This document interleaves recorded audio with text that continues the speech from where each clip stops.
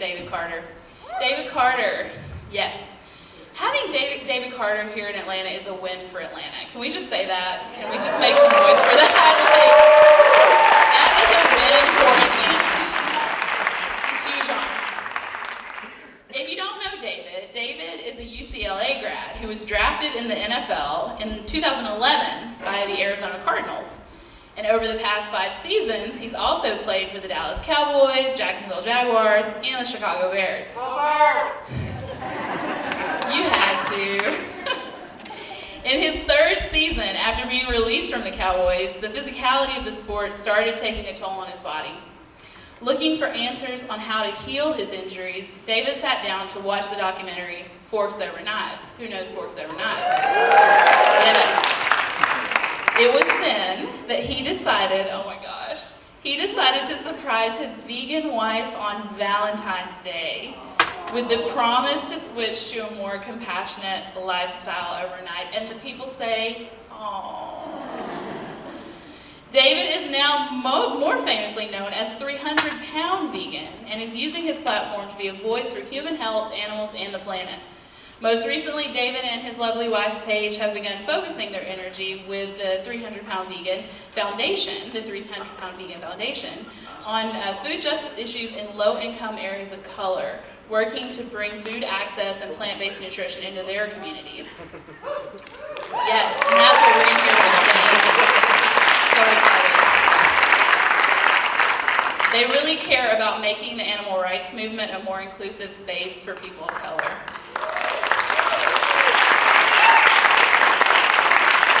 Together, they now consult with nonprofit animal rights organizations to help create and execute projects that introduce systematically underserved areas to a plant-based lifestyle and a different way of thinking about food. Welcome, David.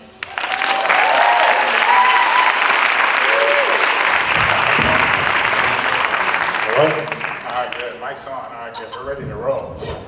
All right. So that was an amazing introduction. Thank you. All right, so my name is David Carter, also known as the 300-Pound Vegan. Thank you all for having me here today. I guess you can go on to the next slide. That was an amazing introduction. So that's me playing, like she said. Jaguars, Cowboys, Bears. We can go to the next slide. All right, so I'll tell you about myself. So my whole life I've been playing sports, playing football. Meat was an everyday part of my life, because, let me start over. All right. So, and then can you go back a slide too? Thank you. All right. So, my entire life, I've been competing in everything. Sports, eating. I have a brother that plays football too, so we competed in sports and we also competed in eating. My poor parents, I feel so sorry for them. Their grocery bill was ridiculous, right? You have 2 football player kids who were eating everything. We even had a deep freezer that we had that was like huge, and we filled it up every 6 months. My mom would have a huge truck come full of like steaks and chicken, and they would fill the deep freezer up, and every 6 months they'd have to redo it again because we were just eating like 5 chicken chicken breasts a day, 3 steaks for lunch, and we ate a lot. But and it worked. We got big and strong. I went to college. I had 19 scholarships. My brother had 22 scholarship offers. Yeah, he went to Fresno State. I went to UCLA.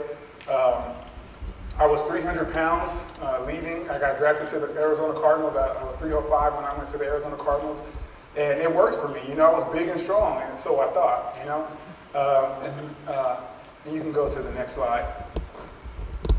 But at the age of 23, I started suffering from what I like to call old man diseases, which are tendinitis, early onset arthritis, nerve damage in my right arm and hand. I couldn't feel half of my hand, my pinky finger, my ring finger, and my middle finger. I couldn't feel all that or the other half of my hand. I couldn't even make a complete fist.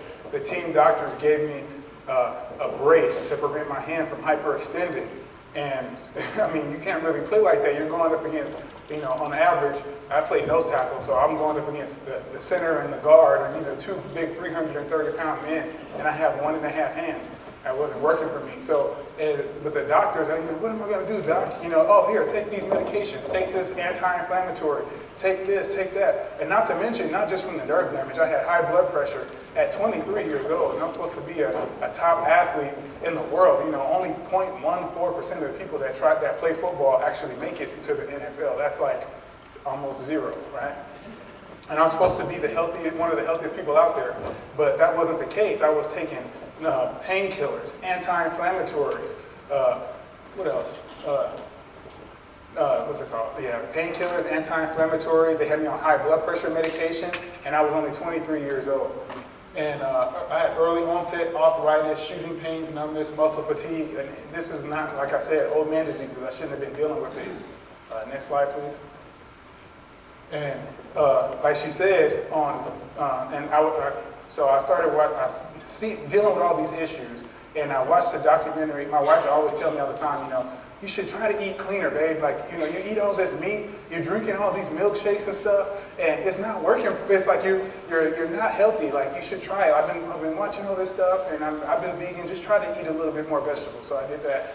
But on Valentine's Day, like she said, it was February 13th, and my wife was like, come on, just watch this documentary with me. And it was a documentary, Forks Over Knives. And for those of you who don't know about the documentary Forks Over Knives, it's a documentary that explains, what's more extreme, eating cleaner or going under the knife for surgery for heart disease, stroke, diabetes, or whatever, all of these food-related illnesses. And in the documentary, I learned that milk actually causes a lot of the stuff that I was dealing with, the nerve damage, the tendinitis. If you break down tendinitis, the word is tendon, and tendon means joint, and itis means inflammation. And at the time, I was playing football. I was dealing with all that other stuff, the nerve damage and all that, but the tendinitis was really wreaking havoc on me too. I couldn't do bench press. I couldn't do push-ups. It was hard for me to keep an offensive lineman off of me because it felt like someone was taking a knife and just digging it in my elbow and just twisting it around real good. That's what it felt like. And that's when they were giving me all those anti-inflammatories. They gave me Celebrex. Here, man, come here. This will help. Take this, take this. And, I wasn't thinking about all the side effects that came with it. Luckily, I didn't have to deal with it. But so February 13th came around, and we watched the documentary Forks Over Knives, and my wife was like, just sit down and watch it. And I was like, all right. And I was drinking a milkshake, not even knowing what I was getting myself into, right? So I'm drinking a milkshake, and I'm like, oh. All right, so we sit down and we watch, and that's when they started explaining how milk actually leaches calcium from the bones. And because the milk is so toxic, when you drink it, it gets into your system and your body. The only way, when your body needs is acidic, and the body actually, to neutralize the acid in your body, leaches calcium from your bones to neutralize the acidity that the milk, is putting inside your body. And while I'm drinking my milkshake, I was like, God damn it. I went and I poured the milkshake down the sink and poured all the milk, or chased it down with the milk, got rid of all that, emptied out all the milk, the meat out of my refrigerator, like I had a ton of meat in my refrigerator. The night before I had like 3 pork chops, and this is for dinner. That didn't make no sense. But from that point on, I decided, I'm going vegan. And I just, like I said, cleared everything out, and I just started eating. The first thing we had was a bean burger that night. I made a bean burger, and I was like, I have to do it this way. I have to trick my taste buds because I don't want to be craving meat tomorrow and the next day because it's not going to work. I don't want to, fall off the wagon or whatever, so to speak. But and then I tricked my taste buds. I did taquitos, vegan nachos, vegan burritos, vegan all of that stuff, and I just eventually cleaned it up over time and started eating healthier. But all that stuff worked for me, and I had to do a lot of research because I didn't know shit about being a vegan, right? I was like, where do I get my? I was one of those guys. Where do I get my protein from? I don't where am I, if I'm not drinking milk and eating meat, where am I going to get my protein? I had no idea, so I had to do research, and I went online, and I found out about the Plant Build team, and I saw those guys, right, and Dallas Thompson, and the Vegan Dread, and the guy in Germany, he's the strongest man in Germany. He's a vegan bodybuilder, strongman. And I was like, wow, if these guys can do it, I can do it, right? It's just switching up the diet a little bit, and I found out where protein was because I was like, well, where the hell are they getting their protein from? This dude is swole as hell. Like I'm gonna see where he gets his from. And then I found out that, protein doesn't even come from meat, contrary to popular belief, because everyone is brainwashed that meat and dairy are the only sources of like real protein out there, That's why when you're watching the Food Network, they actually refer to meat as a protein. Like, what protein are you using in this dish, right? That's like a brainwashing. It's like, that's marketing. Anyways, but I found out that when I went vegan, so I found out that when I went vegan and I found out where the protein was and where to get it, I'll get into that later. But I switched and I changed my food and I started doing it. And in the first month, I lost 40 pounds in 1 month. And I wasn't even trying to. Because remember, I told you I was eating bean burgers and vegan taquitos and vegan nachos, trying to keep that weight on. Because when you're playing football, you have to maintain your weight at 300 pounds. Well, not all football positions, but in my position at D-line, they have this thing called the eye test. If you don't look big, or if you're not 300 pounds when you step on the scale, then it's going to be real hard for you. Because, like I said, you're going up against 330-pound dudes, and 2 of them at one time. They'll get your ass moved. They'll just pick you up and move you out the way. Right? And so, but after I went vegan, I lost the 40 pounds. But during my transition, I just started feeling really great because I was purging all that, the animal products out of my system. And with that, I had faster recovery times. I had improved strength. My bench press was 315 for 5 when I had the tendinitis and all that stuff, and that's not a lot for me because after I went vegan and over time, like a month, 2 months later, my bench press had increased because the tendinitis had gone away. My bench press increased to 465. And I only did it one time, but it was 465. And I was like, wow, this is amazing. I had increased stamina. And after that month, I was eating, figuring out what to eat and implementing that into my diet. And I got my weight up to 295, and I was running 7-minute miles at 295, which is crazy. Reduced body fat. I had a 6-pack. I'd never had a 6-pack in my life. That was new for me. Increased muscle mass. So yeah, with the body fat going, my weight was going up, so it was all muscle mass that I was putting on because I was eating protein and no fat. Except for like avocado or oil. Improved sleep, regular eliminations. Half the people, more than half, are constipated, don't even know. You need to take regular shit, so it's not good to constipate like that. Reverse injuries and conditions. The tendinitis just started to disappear. The nerve damage disappeared. My right hand is stronger than my left hand. And my right hand was the one with the nerve damage. I really couldn't make a complete fist or grab cloth or whatever of the offensive line. Mental clarity and focus, and then lower food costs. Like, contrary to popular belief, everybody thinks that it's super expensive to be vegan, but beans and rice are as cheap as it gets, right? So, we have to clear things up for some people. You can hit the next slide, bro.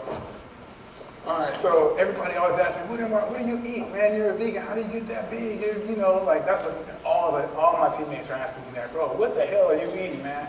And so I was like, bro, what are you guys are meat eaters, right? You're eating these cows and pigs and stuff. What are these cows and pigs eating? They're not carnivores. They're herbivores. They eat, vegetables. They eat plants. And a cow gets to be 2,000 pounds, right? And so, but me, I eat peanuts and all this. We're talking to a room full of vegans. A handful of nuts has more protein than a steak.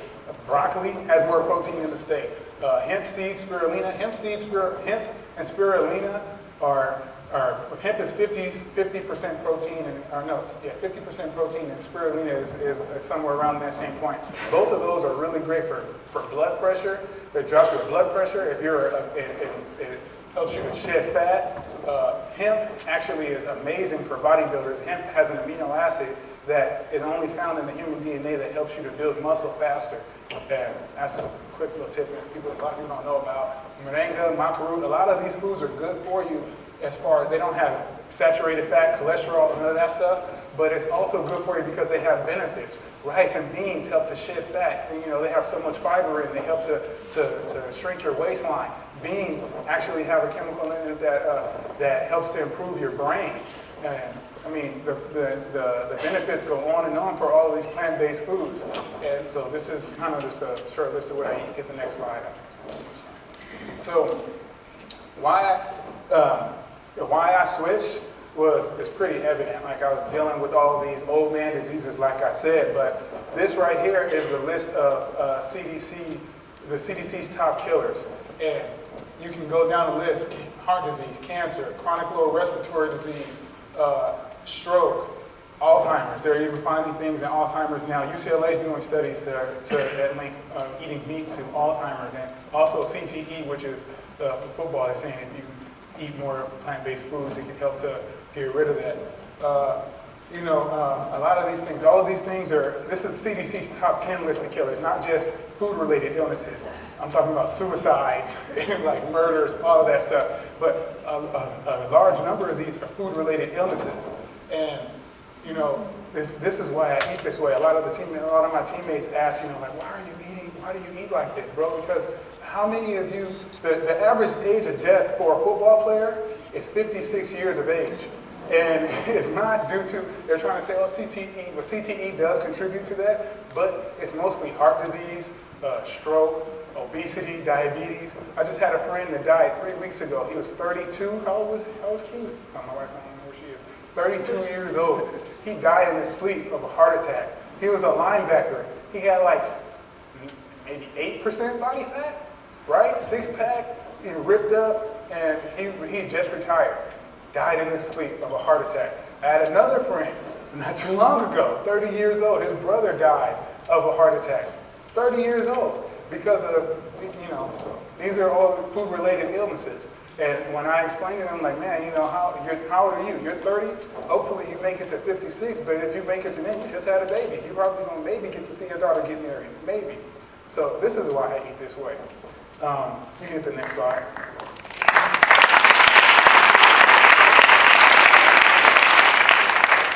So you break down, I like to hyphenate words, because when you do that, then it's easy to define them. And you break down the word disease, and we're eating all these foods that are causing us to have all of these diseases. When you break down the word dis-ease, it's simple. Okay, you break it down. I'll do that later afterwards. The original definition is disease, not functioning with ease, a disorder or incorrect functioning organ, part of the structure or system, resulting from the effect of genetic or infection, poison, nutritional deficiency, or imbalance of toxicity. Basically, you're poisoning yourself, and this is causing you to have all of these illnesses, right? And then, like disease, you can break down. Then you get the next slide. Disease. Get the next slide, bro. All right. This is heart disease right here. This is a picture of heart disease. I'm not a doctor, but this is pretty, clean cut. It makes sense, right? So this, to the heart on the left, is the damaged heart, right? And it's surrounded by fat. And I meant to talk about this. I'll get on that. But the damaged heart right here on the left is surrounded by fat. And saturated fat and cholesterol, you can only find those in animal products, right? I'm gonna hit it now. You can only find saturated fat and cholesterol in animal products. And with this right here that's surrounding the heart, saturated fat, right? So let me give you an example of what saturated fat is. When you take a chicken, you drop it in a pot of boiling water, you cook it, and the fat rises to the top, right? That's what saturated fat is, and it hardens when you put it in the refrigerator. Crisco, all these fats that harden, animal fats, these are all saturated fat. And this is what saturated fat is. It surrounds your heart, and it makes it hard for your heart to pump with ease, right? You get it? Dis-ease. So your heart is only a muscle, right? It's just a muscle and it pumps. So when you're pumping iron and you're doing curls and you're pumping, you keep going, eventually that muscle is going to explode, because you got to give it a break sometime, or it has to be functioning properly. If you're just going, it's just going to explode. And that's what the heart is. If you surround the heart with fat, then the heart is working so hard because it has all this weight surrounding the heart, making it hard to pump. And eventually your heart's going to explode. That's what heart dis-ease is. Your heart can't pump blood with ease. Atherosclerosis is basically heart disease. It's a precursor to heart disease, because you have cholesterol blocking your arteries and making it hard for your heart to pump blood through your body. Your body can't pump blood through your heart can't pump blood through your body with ease. Hence, heart disease. Now, a lot of people don't know that. It's simple. The fat that you eat is the fat you wear. And that's what's causing a lot of these illnesses and inflammation in our body, is these animal fats. You can hit the next slide, bro. All right, so like she said, basically I just talked to you about this.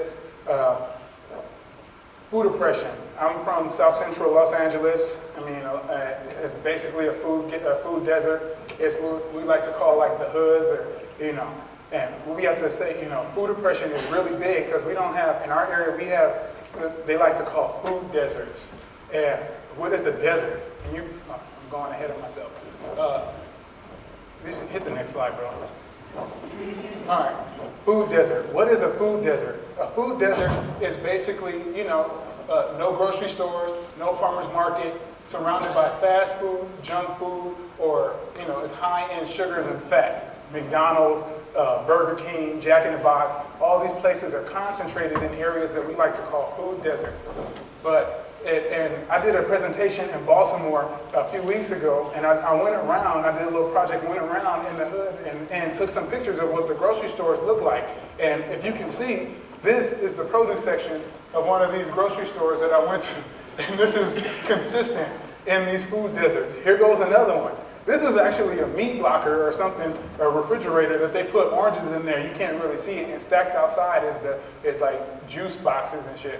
And this is their sad excuse for the produce section. And this is consistent. And it's the same down here. It's the same in Los Angeles, But this, when you go into a nicer neighborhood, a more affluent neighborhood, you have these amazing, beautiful, colorful presentations of fruits and vegetables throughout the grocery stores. And this is what food oppression is. When you don't have food in the areas, but when you go into a more affluent area where the money is and it's a little bit brighter in color, then you have these wonderful food displays. All right, you can hit the next. All right. Wait, no, I'm going to go back. I'm going to go back because this is something I need to say. All right, so, and now let me explain to you how food deserts work. There's a thing called, where they have, all right. A food desert basically is, when we think of the word desert, we think of like, dry dirt. It's something that's naturally made, by nature, like Arizona or something like that. That's a desert. There's no water there. But a food desert is constructed by, the people who are putting these stores in place. There are no grocery stores in the hood for a reason. They chose not to put those grocery stores in a hood for a reason. Why? There's a thing back in the day called, that started in the 1900s, called they were called Negro zoning laws in the early 1900s, right? So with these Negro zoning laws, what they did was they took all the blacks and Asians and Latinos and they put them in the hoods, and this is what we have today, and they put us all in the hoods, separated us with industrial buildings, trains, steel workshops and stuff like that. And then they had the nice areas, the more affluent areas. And in these areas, you have all the food and stuff and everything. It's really nice. It's super clean. You have city, the city cleans everything up. But then when you go into the bad areas, the hood areas, or they don't have any of that. They don't have street cleaning. They don't have any grocery stores, but they have liquor store, gas station, McDonald's, Burger King, KFC, so on and so forth. And that's on purpose. Now you get the next slide, bro. And these companies, they have this thing called, this is still the wrong slide. They have these things called tiers, right? They have, I told you about the Negro zoning laws. That was a Negro zoning laws. And in 1917, they changed it to racial zoning laws because it was deemed unconstitutional, right? And in 1930, they changed it to the red zoning laws because it was, again, deemed unconstitutional. But they didn't change anything about the system. The system is still the same. The food is still funneled down. The bad food is still funneled into the bad neighborhoods, and the good food is still funneled into the good neighborhoods. Hence, Whole Foods, like these fresh fair grocery stores, and then you have no grocery stores in the hood. That's just how it is. But what they do put in the hoods, they have, McDonald's, like I said, Burger King, KFC, so on and so forth. And then and tons of universities, Harvard being one of them, did studies saying that, when you have an abundance of these fast food restaurants, obesity rates spike in that area, heart disease, stroke, diabetes, especially within children, right? And so with this, I want to show you, this right here is a McDonald's. These are just the simple McDonald's advertisements, right? it's nothing special about them. They're pretty general to general population, right? Hit the next slide, bro. But when you go to, and this is for just the basic population. McDonald's, KFC, they don't send all of they don't do a lot of stuff to I'm gonna be real, for white people. They don't really market to white people. And I'm trying to be like honest as possible right now. That's what it is.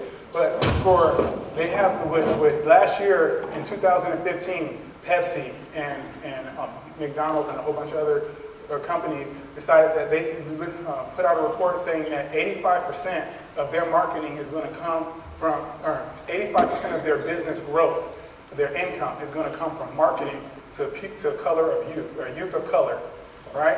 And then you can see how we have examples of McDonald's sponsoring HBCU Classic, or they have the McDonald's is sponsoring gospel tours, or all these BET stuff. You get the next slide. Oh, don't go yet.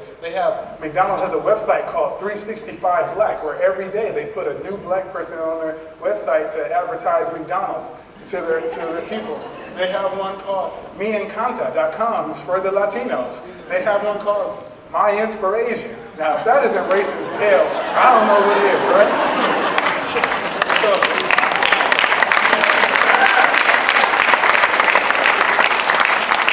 You can hit the next slide, bro.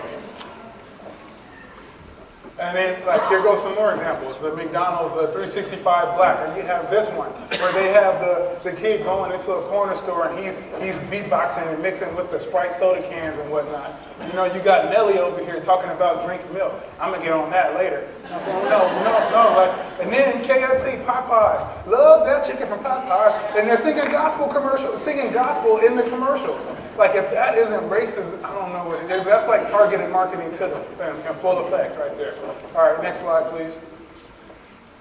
And then, why are they targeting our youth of color? They say, one, they view teens of color as trendsetters. And you can see that in sports and hip hop and everything like that.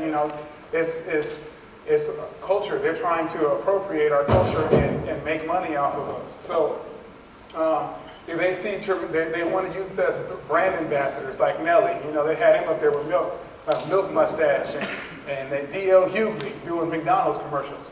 And McDonald's has done nothing for our inner city areas, right? Exploiting black celebrities, I told you about that. They design products especially to catch the attention of people of color. I did a presentation in Hawaii 3 days ago, and McDonald's has a Hawaii chicken sandwich where they have pineapple on the chicken sandwich, or they use Spam in their foods in McDonald's, and it's targeted to those people. And then I told you about the zoning laws already. So in the zoning laws, so McDonald's now, they take full advantage of those zoning laws. McDonald's, KFC, all these fast food restaurants take full advantage of the zoning laws, and you can drive around yourself and see, if you just go to a less affluent area, you'll see the abundance of fast food restaurants and the lack of grocery stores in that area. But McDonald's, like I said, they're 86% of their growth is coming. The growth from 2015 to 2020, I forgot to add that last date. They're predicting that 85% of their profit is going to come from the next 5 years, targeting black and brown and other youth of color.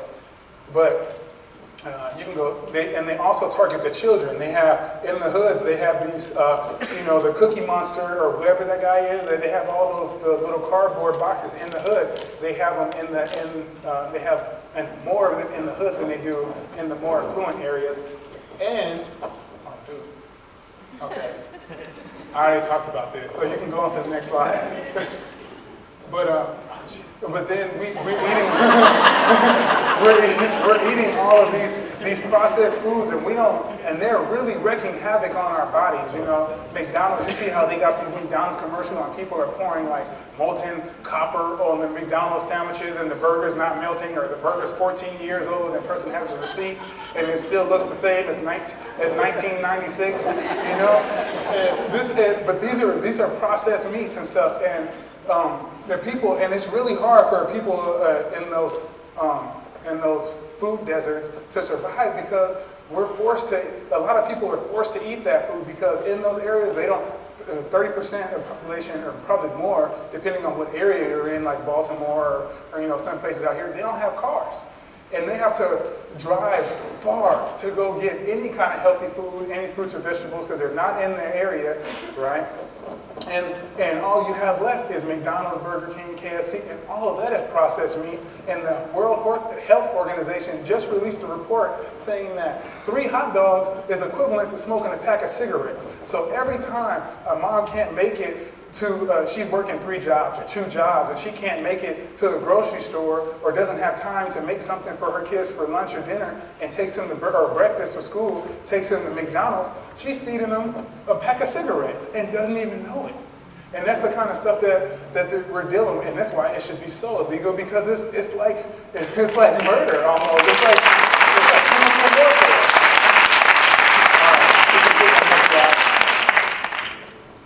All right, and also too, we have all these things going on where obesity is running rampant. Obesity, diabetes, and all of these stuff. But let's see. The Yale Rudd University also released a report saying that 60%, or let's say 86% of commercials that are presented on like a colorful television, like you got BET or what's the other one, Telemundo. 86% of commercials that are played are bad food commercials. They're bad food commercials or medication commercials, which they're big on because that's what you think about it. If you're giving them bad food, it's going to make them sick. It's going to make them obese. They have all those carcinogens in it. I mean, McDonald's French fries alone have 11 different carcinogens in it, which are cancer-causing chemicals. That's just the French fries. And imagine what everything else is in, what in everything else. I mean, and you can, and I already talked about all of this, the television ads, all the sugary drink commercials, you got the Pepsi, their targeted marketing, where they got people rapping and freestyling and all that stuff.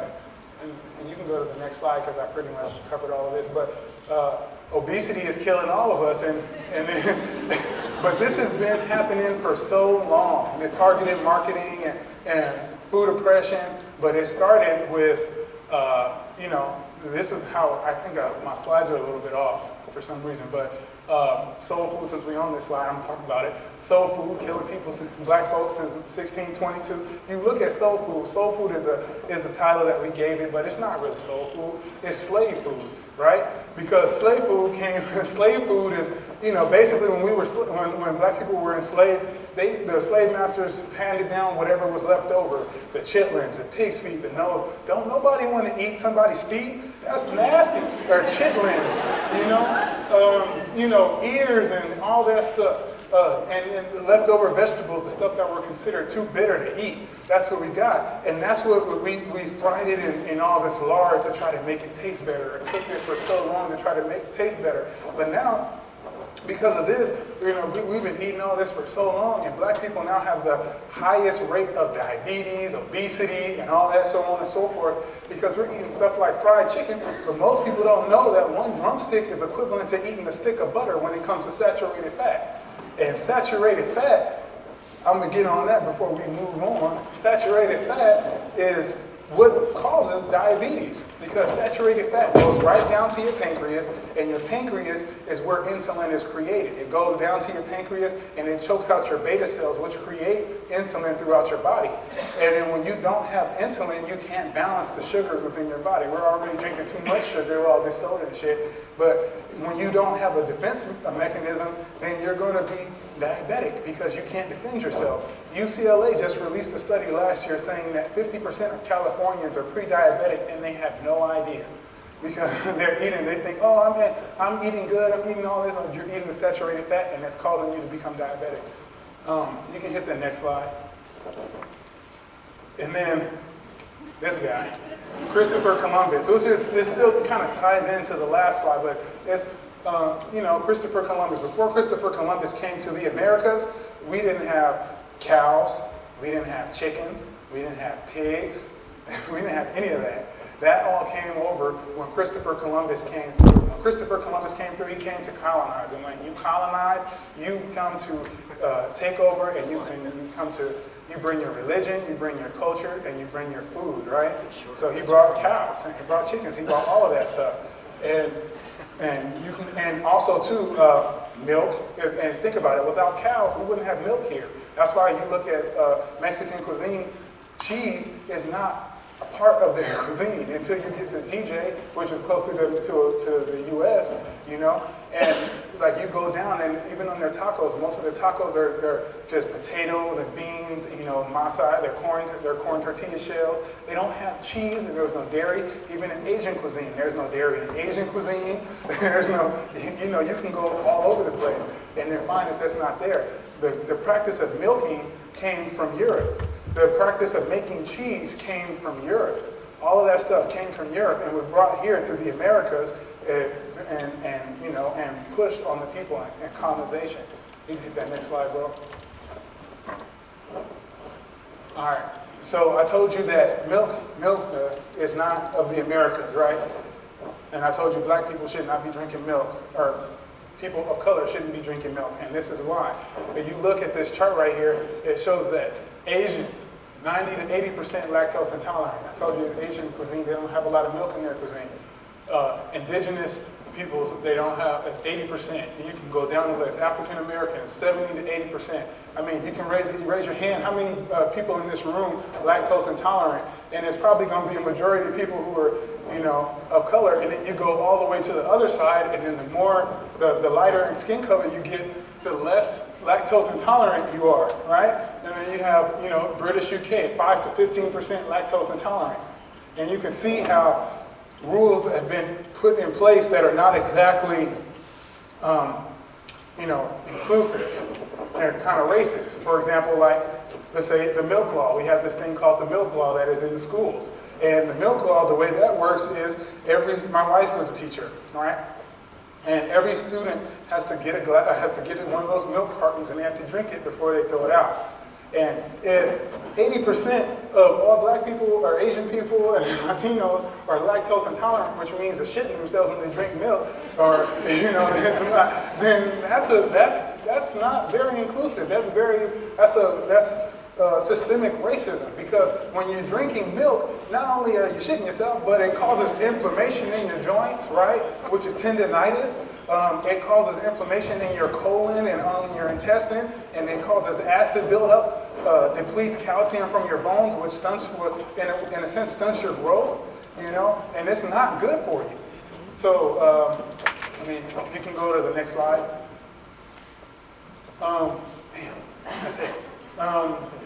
But yeah, so what we've been doing with our tours, we've been going around, we've been working with Ralph's in Ralph's grocery stores, and we have this thing called Ralph's store tours in Los Angeles. We've been starting in Los Angeles. So what we're doing is in the Ralph's stores closest to the food deserts, we're putting on store tours and showing people how to grocery shop healthy on a budget. But we have plant-based nutritionists come, and we're giving people tours of the store, how to shop plant-based, and get like how to utilize grains and all of that stuff. And we have people doing food demos, and we have all the plant-based meat companies like the Gardein and Simple Truth, Ralph's.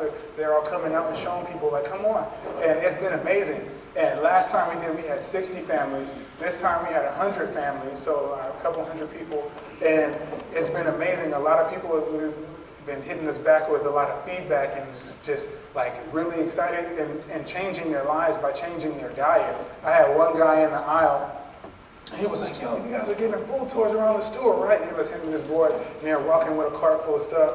And he was like, look, man, I'm trying to change the way I'm eating, bro.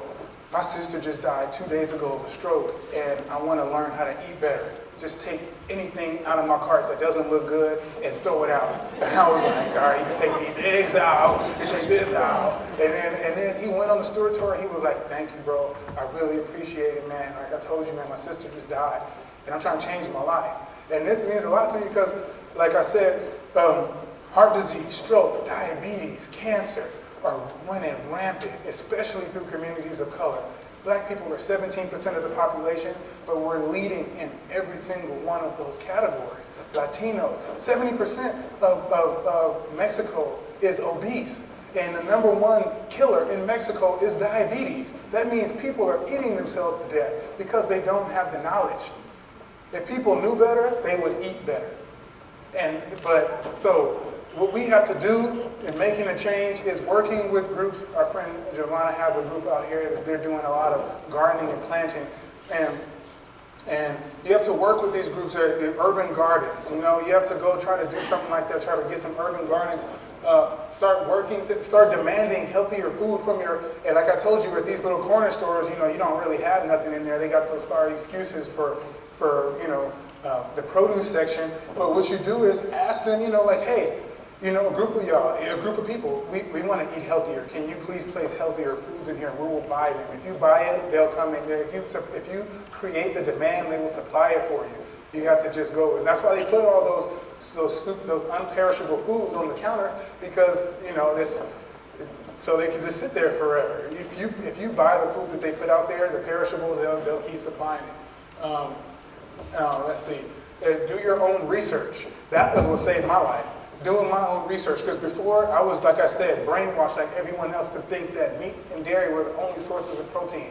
Hell no, they're not. There's more protein in beans, broccoli, everything. Where do you get all the fruits and vegetables don't have protein in it? Everything has protein in it. A banana has protein in it. A strawberry has protein in it. Celery, everything has protein in it. And a lot of people who ask me, where do you get your protein from? And I ask them, what is protein? And they can't tell me. and I'm like, well, and I have to break it down, like, you know, this is where protein comes from. It's born in plants. It's the birthplace of plants. Look at the largest animals in the world. Gorilla, elephant, rhinoceros, even go down to the largest dinosaurs, the Brontosaurus rex, all these, or you know, those big dinosaurs that eat leaves. Anyways, they're all plant eaters, right? They're all plant eaters, and that's where protein comes from. The sun shines down on the plants, and it creates chlorophyll in the plants, which is the green stuff or whatever color, and that's where amino acids are formed. And protein is just a combination of amino acids. So just eat your fruits and vegetables, and you'll get all the protein you need. I played in the NFL at 317 pounds as a vegan. You don't need meat for protein. That's it.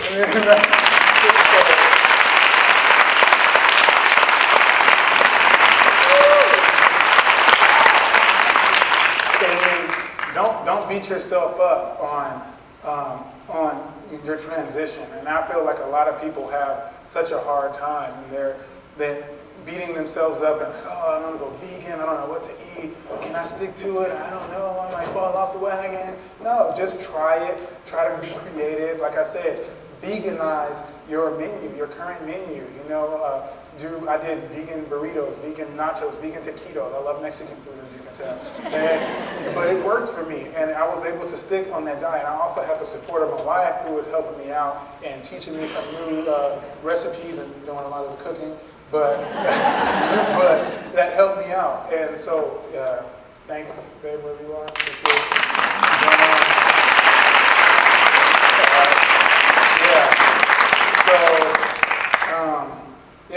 I think that's it for my presentation, right? You get that next slide. Oh, these are some of the vegan pizza, you get the next one. Vegan nachos, next one.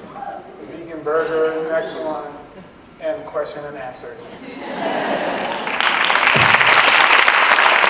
so much, David.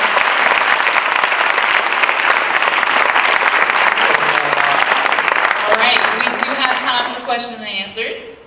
So let's do that. If you have a question, please come down to the front. We're going to line up right here.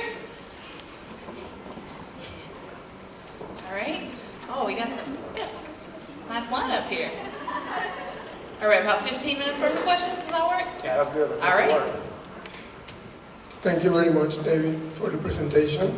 I'm wondering what you think about when people say go vegan all the time, because, you know, for some people, go vegan is like go to the next planet. I think that it's kind of racist too, to just say go vegan everywhere. And that's like the only thing that I've seen from animal rights movement. Always say go vegan, and doesn't care about this reality. Yeah.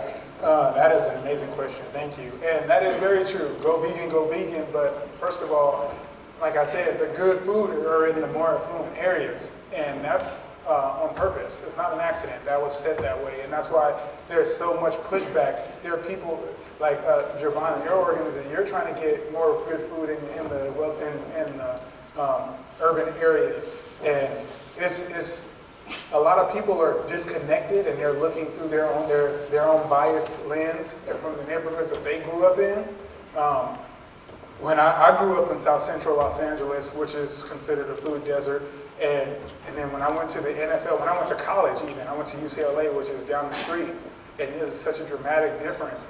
You had Whole Foods and Ralph's, and you have all this other stuff. There are no fast food restaurants by the university, and a lot of people have to take into consideration that this system that we were born in, I told you about, or not born, the system that we live in, I told you about the red zoning laws, which they're called now, which were originally the Negro zoning laws. Those rules haven't changed. They're still the very same rules that were put in place as Negro zoning laws. The only thing they did was change the name. They changed the title. They even, in the Negro zoning laws, they said, oh, we want to keep the infection, or they said the blacks and everybody, we want to keep them in that area. When they changed the name, they changed also a little bit of the text inside, and they changed black, or the minority group, they changed that from blight, they just changed the name from blight to infection. So they were referring to the black and brown people of color, as blight and infection. And blight just means like mold, infection, infestation, stuff like that. So we have to take into consideration, we have to realize, the election, you can just go, it just says it all right there. This is the history of the United States. The history of the United States is a racist history. You could look, even the police department. My mom works for the police department. But the history of the police department is, before they were police, they were slave catchers. You can look it up online. The badges is the exact same as it was when they were slave catchers. They were the Pinkertons and the slave catchers, and the badge is the exact same. The star with the circle in the middle, the plantation police. That was their name. So you have to understand that the system that we live in today is just a mirror image of what was that, and nothing really has changed. All right, next question.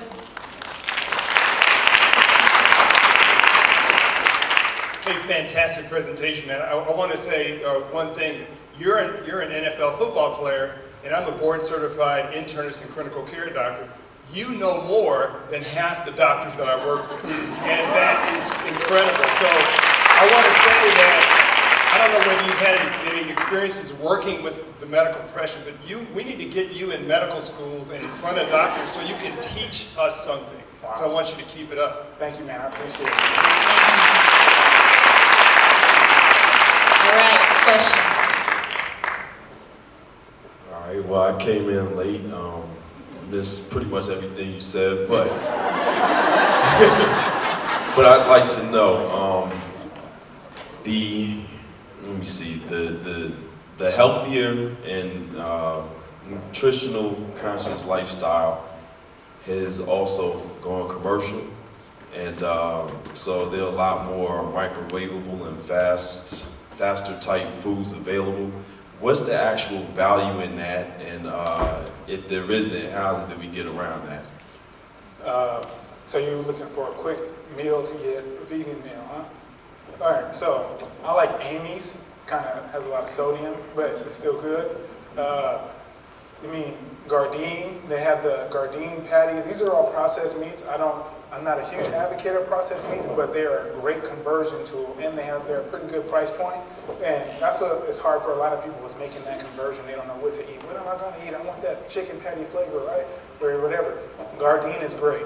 And Gardein, I don't know if you guys have Kroger's out here, right? Yeah. So they have a Simple Truth brand, and that they have vegan stuff, and it's also, they have cheaper, like, organic stuff. Yeah, bro, just go online. There are plenty of websites. You can go one called oshiglows.com and their stuff. But really, with the plant-based diet, it's a lot of preparation, bro. You gotta learn how to prepare your foods, because, make you some rice and put it in the refrigerator, put some beans in that joker, avocado, tomato, onions. You got you a nice little bowl of protein right there, and you'll be set for the whole day, and that's gonna stick on you. And if you're trying to bulk up and gain weight, that's what I did a lot of, and like trying to put some muscle on beans and rice, complete protein. But yeah, bro, the pre-prepared foods are really good for a conversion tool, but I recommend cleaning it up over time, or doing it, a little bit by little. So, what's the time frame that you would put on that, and what's the best way to kind of whittle it away and put things to the side and put more natural stuff in its place? And take your time, bro. There's no just take your time. You just switch out a meal. A lot of people do, half the day they'll try to eat healthy, and then the other half of the day they just eat whatever, and then you'll start, little by little just pushing out that stuff, and your body will tell you too. You'll feel it. I mean, you could eat vegan for one day, and then you'll feel healthy the next day, and then you eat some meat, and then you'll be like, wow, I definitely feel how heavy I am right now compared to when I was just eating plant-based. Your body will tell you, I went vegan, and now if I drink any kind of milk a little bit, or if I eat a little bit of meat, I'm in for the day, bro. Like, I'm sick, and that's it. I'm not going out. And because that's your body telling you naturally, that's not for me. That's a reaction. If your body feels like you're drinking milk and you're shitting yourself, you shouldn't be drinking that, bro. You shouldn't be drinking it. And so that's how it goes. All right, let's go to our next question. Thanks, David. So as you advocate the message to your teammates, your NFL teammates, do you find that it resonates with them? And also, do you think you could take it even higher to the NFL, all the way up to Roger Goodell maybe, and see if that actually is something that they would preach or message to the entire league? Yeah. See, now that would be great. I would love for that, but I mean that's a challenge because we have to be real, and the NFL is sponsored a lot by a lot of these people, McDonald's and Tyson and the meat and dairy industry, muscle milk, of course, because football is a machismo sport, and if you look at how the meat and dairy industry markets their stuff, they do a lot of masculinity. Like, for example, milk does a body good, milk's going to give you strong bones and muscles, and that's all fake. But they give a lot of money to the NFL, and I doubt that they're going to let that up. And the NFL is not exactly the most honest group. I mean, the NFL was a nonprofit up until 2 years ago. So, but do you find it resonates with your teammates and also? It definitely resonates with the teammates because a lot of the players don't really trust the NFL, especially after the CTE bit. Like the NFL knew about CTE since the 1930s, and they just hid that information until it came out in that movie. And brain injury from football, from hitting your head, you get into hockey, whatever. Is I forget what the acronym stands for. Traumatic something. There you go. There you go. Teamwork makes the dream work. Thank y'all. I appreciate it. But yeah, bro. So yeah, man. But the players are very interested. I've turned a few players vegan after a while. Like I think 4 that are already vegan, and a lot of there are some other players are switching over because they see, and a lot of players, they see their teammates dying. I mean, it's not a secret. They see them sick. A lot of players are on. I wasn't the only player on high blood pressure medication or anti-inflammatories or painkillers. And with all the information that's coming out now, I mean, people are starting to wake up because people are just tired of dying, especially in the league, bro. Like it's real, and it's so yeah. All right, we have time for one more question. All right. Hi, thanks so much. You talk a lot about education for solutions, but also too, I'm wondering, especially you touched on the election, what can we do as individuals to help lobby for new legislation to end the systemic racism in the zoning laws? Because it shouldn't still be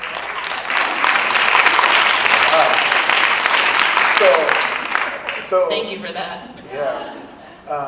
You have to go to your local government and you have to petition to them. And there are a lot of people in the inner city areas are trying to do it. And you can look and find in your local area who they're going to petition to get these these ordinances like reversed, because I was saying how they have the ordinances, they work in tiers. Tier 1, 2, 3, and 4. The first tier is like hospitals and around hospitals. I did one in Baltimore, and John Hopkins is the actual hospital. There are no fast food restaurants in that area, and that's where that started. The second tier you can have 9, third tier you can have like 16, and then the fourth tier you can have unlimited, and that's where the urban areas are. And they say, oh, well, you know, like Beverly Hills is tier 1, where you can have no fast food in their area, right? And fast food, McDonald's, Burger King, KFC, blah, blah, blah. And they say, oh, it's to preserve the character of our community, right? But then there are people in the urban areas who are trying to fight for that same, you know, to be in that first tier. And they're like, oh, no, well, we can't do that for you. And the fast food restaurants are fighting it tooth and nail because that's where they're getting all of their money from. So if you start taking them out of those hoods, then out of those areas, then they're going to lose a lot of their money. And that's what you're going up against before you go in there. And you're going up against McDonald's, Burger King, Pepsi, KFC, Church's Chicken, these big corporations. And I mean, what you can do is be a voice and be an ally, go into the area, and because a lot of it is, to be honest with you, legal is funding, because we have to have a lawyer to go in, and the people in those areas don't necessarily have funding to pay for a lawyer to fight for them to get good food in their area, so they're just dealing with it, you know, because they can't, I mean, it's hard for them. So being an ally or being aware of it or speaking up about it, using your social media to point out these, that would really help. Social media is a major weapon. If more people knew about the tier, about how they're doing that with the fast food in the urban areas and not doing it in the rich areas for, you know, this old system that they have, then more people would be aware of it, and it would be, you know, more action would be taken place. But right now, it's really kind of under the rug. A lot of people don't know about it. So. All right, let's wrap up with one quick question. Well, two quick questions. The first one is, how can we stay in touch with you? How can we, you know, continue the conversation and keep this momentum going and be a part of your movement? And second, let's bring Paige into the room a little bit more. How did her inspiration and her support and her being your rock help you? So if we have people we love in our life, what did she do so well to support you and nurture you and help you move forward? And what does she do? Well, Paige told me that I'll be sleeping on the couch until I'm like, no, I'm just playing. It ain't all tough love, is it? No, I'm just playing. That was a joke. It's a bad joke. He said it was a joke. No, but what she did was she's sneaky, but it was good sneaky. She said, oh, try these vegetables, babe. Try this stir fry that I made. Oh, you know, babe, this is good, you know. Over time, no, I can do this. So when it was time for me to sit down, I was already primed and ready. When I sat down to watch Forks Over Knives, because I was like, you know what? I'm already eating this pasta. I mean, I had some bomb spaghetti yesterday. It didn't have any meat in it. And then I was still trying to do it. I was still meathead over here trying to eat all the meat I can. But she was just showing me, you know, there is another side to this. I had options. She showed me that I had options. And when you show someone they have options, they're able to make a different choice, because they see that, you know, a lot of men eat meat because, oh, we're on the men. So a lot of men eat meat because they think, oh, it's going to make me big and strong, right? But then you find out that meat don't do that. It actually does the exact opposite. I'm going to touch this real quick, and I think I'm going a little bit off your question. But for men, a lot of men, oh, I'm big and strong, I'm a man, I eat all this meat and I drink all this milk. Vegans have the highest level of testosterone out of all groups, out of vegetarians. And then I talk to you guys about heart disease and cholesterol, right? And it stops the heart from pumping blood everywhere. That means everywhere, right? And so, that's serious. Erectile dysfunction is caused by animal products. Because think about it, the penis it fills up with blood, and there's an artery going there. If the artery is blocked with cholesterol and you can't push blood through there, then your tool's not going to work. You just can't put in work. That's why Viagra and Cialis and all these brands, these are biodilatators. And what biodilatators do, all they do is expand the artery and allow for more blood to go through, but it doesn't clean anything up. it just makes it easier for blood to go through to your penis. But that's why they say, they say, oh yeah, Viagra is good for your heart too, you know, it helps out. But it's just expanding the arteries a little bit. It's not really helping you. You're not getting healthier. You're still all jacked up, and your testosterone levels are low. And what else was How that? can we stay in touch? All right. So how do we stay in touch? You can hit me up on my Instagram. It's the300pound vegan.com. I know it's super long. I don't know if it's supposed to be at the bottom of this, but it's not showing. All right. Or yeah, Instagram, Facebook. You can email me. Or in my emails on my website is the300poundvegan.com. Yeah. Remember, the300pound vegan.com. And you can hit me up. And yeah, you know, I'm on Facebook, I'm on Instagram, Twitter. Don't really be on Twitter like that, but I'm on Twitter, and that's it. So I really appreciate you all having me out here in Georgia. I appreciate it, and thank you.